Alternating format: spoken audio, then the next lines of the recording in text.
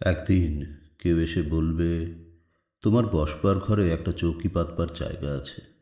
আমি ওইখানে আমার খাটিয়া এনে শোবো। আমার গাছতলা আর ভাল লাগে না। একদিন কেউ এসে বলবে, তোমার ভাতের থালা থেকে আমি 3 গ্রাস তুলে নেব, কারণ আমার কোনো থালাই নেই। আমার অনাহার একঘেয়েমির মতন ধিক ধিক করে জ্বলছে, আর আমার ভাল লাগে না। গাড়ি বারান্দার তলা থেকে ধুলোমাখা 3টে বাচ্চা ছুটে এসে বলবে, ওগো, আমরা বাসি রুটি চাই না, 5 নয়া চাই না। আমাদের ছাই রঙের হাফ প্যান্ট আর সাদা শার্ট পরিয়ে চুল আঁচড়ে দাও।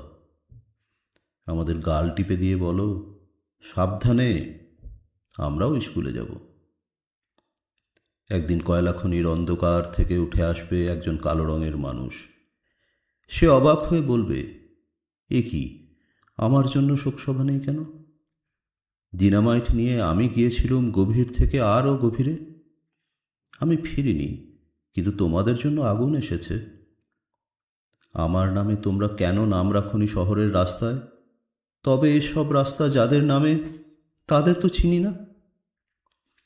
একদিন ধান খেতে কাদা জল মেখে দাঁড়ানো একজন মানুষ নিজের চেয়ে আরও অনেক লম্বা হয়ে উঠে গলা তুলে বলবে, তোমরা যারা কোনোদিন কাদা জল মাখুনি, মাটিতে শোনোনি কোনো আওয়াজ, জানো না ঘাম রক্ত উৎকণ্ঠায় সবুজ হয় সোনালি, সেই তোমরাই শস্য নিয়ে রাহাজানি করো, আর আমার সন্তানরা থাকে উপবাসী।